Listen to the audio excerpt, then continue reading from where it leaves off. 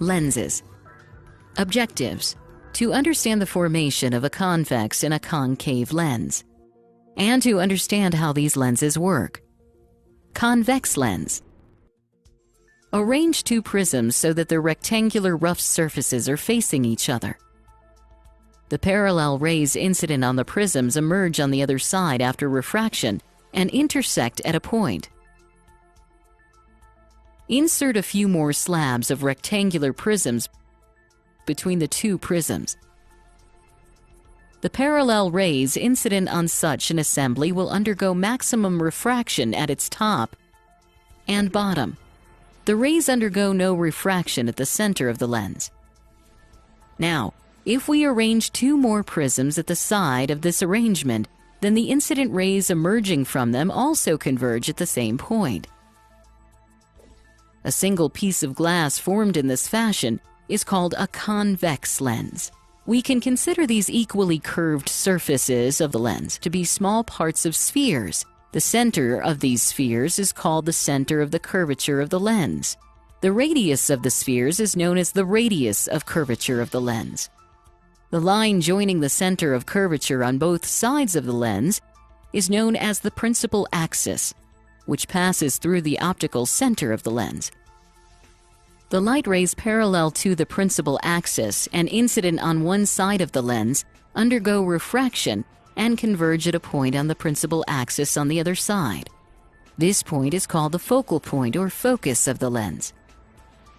The distance from the optical center of the lens to the focal point is called the focal length of the lens.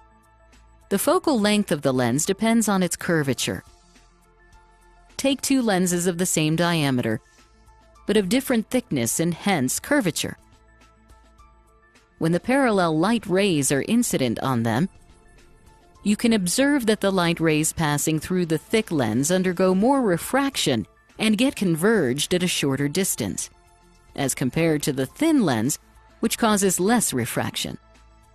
So we can observe that the thick lens has a shorter focal length than the thin lens.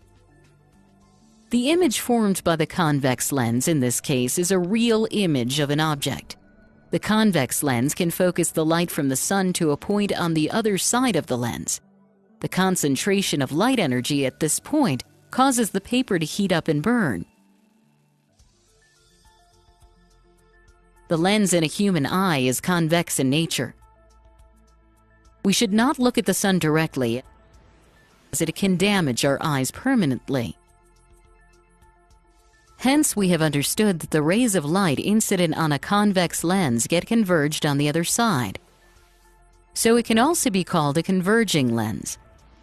Let us look at another kind of lens, which diverges the light rays passing through it. Concave lens.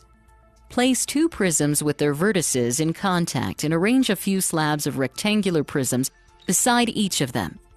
The parallel rays of light falling on such an arrangement refract away from the center. Overall, we can see that the light undergoes divergence and it emerges on the other side. A single piece of glass formed in this fashion, having inward curvature, is called a concave lens. The parallel rays of light incident on the concave lens undergo divergence as they emerge on the other side. If the divergent rays are extended backwards, then they appear to meet at one point on the principal axis on the same side of the object. This point is called the focal point of the concave lens. The sun viewed from a concave lens would appear as a point. If you place a paper at this point, it would not be heated. The image formed in this case is a virtual image. The concave lenses are used to correct short-sightedness in people suffering from myopia. A concave lens is also used in the peepholes of doors to get a minimized image of the person on the other side of the door. To summarize, we have understood that 1. Light rays parallel to the principal axis and incident on one side of the convex lens undergo refraction and converge at a point on the principal axis on the other side. 2. The focal length of thinner lens is greater than that of the thicker lens.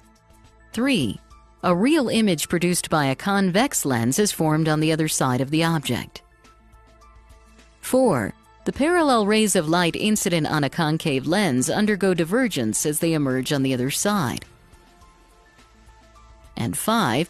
The concave lens produces a virtual image that is an image formed on the same side of the object.